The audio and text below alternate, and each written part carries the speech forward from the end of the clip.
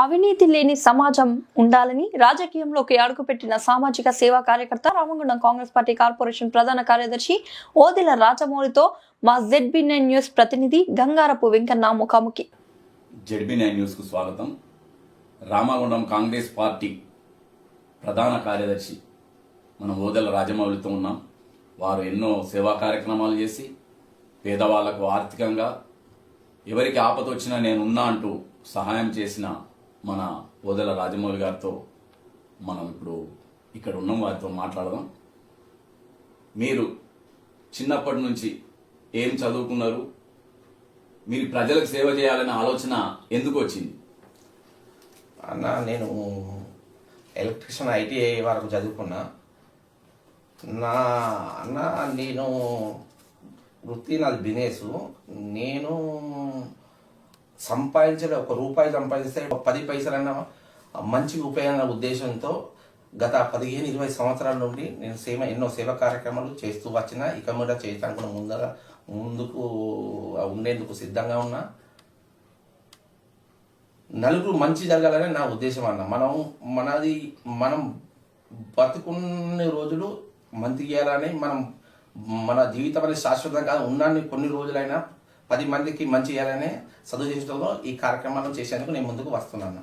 అంటే నీకు ఈ ప్రజలకు సేవ చేయాలనే ఆలోచన ఎక్కడనన్నా అంటే ఏదైనా సంఘటన జరిగిందా? అంటే ఈ ప్రపంచాన్ని, అంటే ఈ లోకంలో అన్యాయాలు ఇట్లా జరుగుతున్నాయి, అందరూ లంచాలు అవి తీసుకుంటున్నారు కదా, దీన్ని మార్చాలనే ప్రయత్నంలో గిట్ట మీరు చేస్తుందా, లేకపోతే మీకు ఎక్కడనన్నా ఏదన్నా షాక్ తగిలిందా? షాకు అంటే అన్న, ఈ మధ్యలో రాజకీయ నాయకులు అన్నది కొందరు రాజకీయం అని ఒక అస్త్రం ధరించి మేము రాజకీయాలని చెప్పుకుంటూ వాళ్ళ జీవనోపాధి ఏ విధంగా వాళ్ళు బతుకుతారన్న. మామూలుగా మనం బతకాలంటే మినిమం ఒక మధ్యతరగతి కుటుంబ సభ్యుడు బతకాలంటే మినిమం 10-15 వేల రూపాయలు కావాలన్న.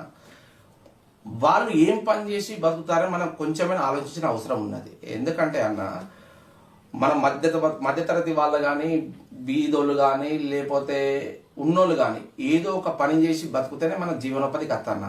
ఈ రాజకీయాలను ముసుగు చేసుకొని, కద్ద చెట్టు వేసుకొని, ఈ రోడ్ల మీద షోపుడప్ చేసేటోళ్ళు వీళ్ళు ఏం పని చేస్తారు? మరి పొద్దున్న దాకా ఏమైనా రాజకీయం చేసి తెల్లని దాకా ఏమైనా తట్ట పని పోతారా? ఇది ప్రజలు కొంచెం ఆలోచించిన అవసరం ఉన్నది. ఎందుకంటే ఇటువంటి అవినీతి పరంగా మనం గెలుచుకుంటే పోతే వాళ్ళకి ఎదురనే ఉండదు.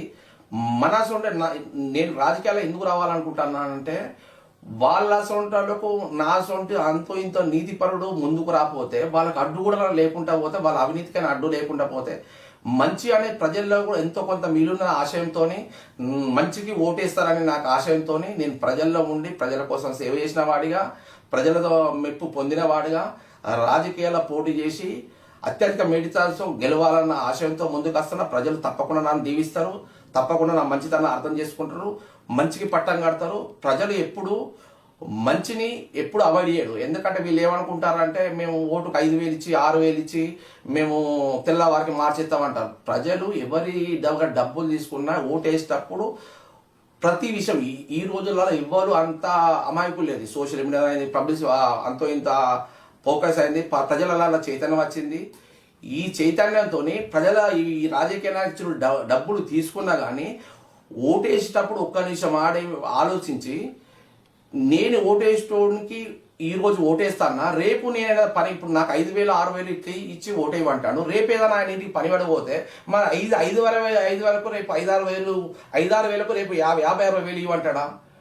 మరి ఈయన దేనికోసం ఇంత ఖర్చు పెట్టి గెలవాలంటారు? రేపు సమాజానికి ఏమో మెసేజ్ ఇద్దని అనుకుంటాడు అని ప్రజలు అర్థం చేసుకునే అవసరం ఉన్నది. ప్రజలు దీన్ని గ్రహించవలసిన అవసరం ఉన్నది. ఇటువంటి అవినీతి పనులు ఉన్నందుకు ఈ సమాజాన్ని మనం మార్చలేము.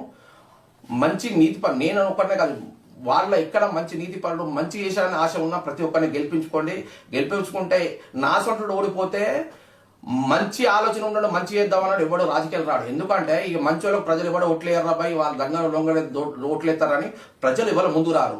ఎందుకంటే మంచి చేసేటోనికి సేవ చేయండి అన్న గుణం ఉన్నోనికి మీ మంచి మనసుతో ఓట్లేసి మీరు అత్యంత మీద ఓడ్చుకుంటే నేను ఒకటి కాదు, ఇంకా 100 మంది మంచోళ్ళు సేవ చేయాలని ముందుకు వస్తారు. ప్రజలు అన్ని గ్రహిస్తారు, మంచివాడు చెడ్డోడు అన్ని గ్రహిస్తాడు. అది ఇప్పుడు వచ్చే కార్పొరేషన్లో తప్పకుండా ఓటుతో సమాధానం చెప్తారని నా సొంత మంచి నీతిపరునికి అవకాశం ఇచ్చి నన్ను భారీ మేరతో గెలిపిస్తారని నాకు నమ్మకం ఉంది. ఇప్పుడు రాజకీయంలోకి మీరు ఎన్ని సంవత్సరాల నుంచి పనిచేస్తున్నారు ఈ రాజకీయంలో? నేను గత 15-16 సంవత్సరం రాజకీయాల్లో ఉన్నాను. ఈ రోజు వరకు నేను దాదాపు ఒక ఇద్దరు ముగ్గురు దగ్గర రాజకీయం దగ్గర పనిచేసిన. ఈ రోజు వరకు కూడా ఏ రాజకీయం దగ్గర కూడా ఒక్క రూపాయి ఆశించకుండా నేను కష్టపడ్డ దాంట్లోనే ఖర్చు పెట్టుకొని నేను పనిచేసిన రాజకీయం కోసం పనిచేసిన. నేను ఎవరి దగ్గర ఈ రోజు వరకు వనింపు కూడా ఆశించలే అన్న. ఆ మంచితనం, ఆ న్యాయ నీతి చేసి నాకు తప్పకుండా పనిచేస్తుందని నమ్మకం ఉందన్న. మీకు కాంగ్రెస్ పార్టీ టికెట్ ఇస్తుందని అనుకుంటున్నారు ఇప్పుడు వచ్చే కార్పొరేషన్ ఎలక్షన్లలో? నాకు మా ఎమ్మెల్యే గౌరవనీయులైన రాజ్ మక్కన్ సింగ్ గారి మీద పూర్తి విశ్వాసం ఉందన్న. ఎందుకంటే ఆయన కష్టపడ్డోళ్ళు, కష్టపడ్డ కార్యకర్తను గుర్తిస్తాడు. నేను ఆయన కోసం ఏమి ఆశించుకుంటా నీతిగా నిజాయితీగా పనిచేసిన వాడిని.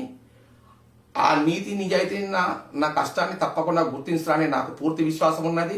ఎందుకంటే నేను ఇదివరకు ఒకటి సోషల్ మీడియాలో ఆయన ఒక వార్త నేను చూసిన ఈ మధ్యలో. నా కోసం కష్టపడ్డోళ్ళు ఎప్పుడు ఎన్నుకుంటారు, నా కోసం నన్ను వెన్నుపోటు ఓడిచినోడు, నన్ను ఓడించాలని చూసినోడు ముందు దండలు పట్టుకొని ముందు శాలను పట్టుకుంటున్నానని ఆయన ఒక సోషల్ మీడియా చెప్పిండన్న. అది విన్నాను. అంటే ఎంత మంచి మనస్తత్వం ఉంటే ఆ విషయాన్ని ఆయన చెప్పగలుగుతారన్న. అటువంటి మంచి మనస్తత్వం ఉన్న వ్యక్తి నాకు అన్యాయం చేయడానికి నాకు పూర్తి విశ్వాసం ఉన్నది. ఆయనకు నాకు తప్పకుండా టికెట్ ఇస్తాడు. టికెట్ ఇచ్చి నన్ను భారీ మేరకు నేను గెలిచేందుకు పూర్తి సహాయ సహకారం అందిస్తానని నాకు పూర్తి విశ్వాసం ఉందన్న. అంటే ఇప్పుడు మీ డివిజన్ ప్రజలు నీ పైన అభిమానం ఎలా ఉంది?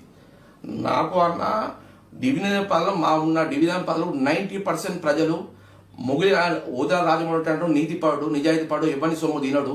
అవసరం అంటే 10 రూపాయలు ఆయన సంపాదనకి వెళ్ళి ప్రజలకు సేవ చేస్తారని ఒక మంచి అభిప్రాయం ఉన్నదన్న. ఆ మంచితనం అని నన్ను గెలిపిస్తుంది అని నాకు ఆశ ఉందన్న. ప్రజలు అతన్ని అభిమానించి గెలిపించిందని మీరే అంటున్నారు కదా, అదే విధంగా మిమ్మల్ని కూడా ఇక్కడి ప్రజలు గెలిపిస్తారు అనేది మీ ఆశయం అన్న. అంటే ప్రజలకు మీరు ఏం సందేశం ఇవ్వాలనుకుంటున్నారు? ప్రజలకు నేను ఒక్కటే చెప్తున్నా, ప్రజలకు దయచేసి నేను చెప్పేది తప్పుగా అనుకోకండి. వీళ్ళిచ్చే 1000, 2000, 3000 ఆశపడకండి. ఎందుకంటే వీళ్ళు మనకు పాల మంచుకోలు జ్వరం అయితే ఒక ఎండి హాస్పిటల్ ఒక మంచి హాస్పిటల్లో పోతే మన బ్లడ్ టెస్ట్ కానీ డాక్టర్ ఫీజు అని గోళీలు తీసుకుంటే ఈ రోజు ఒక 3-4 రూపాయలు ఖర్చు అవుతున్నాయి. వీళ్ళిచ్చే ఆటలు ఒక 1000-2000 మన ఓటు అమ్ముకొని మనకు 5 సంవత్సరాలు వాళ్ళ ప్రశ్నించే హక్కును కోల్పోతున్నాము. దయచేసి ఈ ఓట్లు అమ్ముకున్న విధానాన్ని స్వస్తి చెప్పండి. ఎందుకంటే వీళ్ళు ఏమనుకుంటారు, మేము రాజకీయ నాయకులం అంటూ వస్త్రం ధరించి ప్రజలకు నోట్లు పడేసి ఓట్లను కొనుక్కుందామనే దురుద్దేశంతో వీళ్ళు ముందుకెళ్తున్నారన్న. అది మనం గ్రహించవలసిన అవసరం ఉందన్న. ఈ దురుద్దేశపడు ఆటోమేటిక్ అవినీతి పనులకు మనం అంతిమ గీతం పాడాలి. మంచి మనస్తత్వంలో నీతి నిజత పనులకు మనం అమూల్యమైన ఓటు వేచి గెలిపించుకోవాలని నా ఉద్దేశం అన్న. మనం ఇప్పుడు రాజమౌళి వారి అభిప్రాయాన్ని తెలుసుకుందాం. ముందు వారు ఏ విధంగా రాజకీయంగా పనిచేస్తారో వేచి చూద్దాం. Thank you.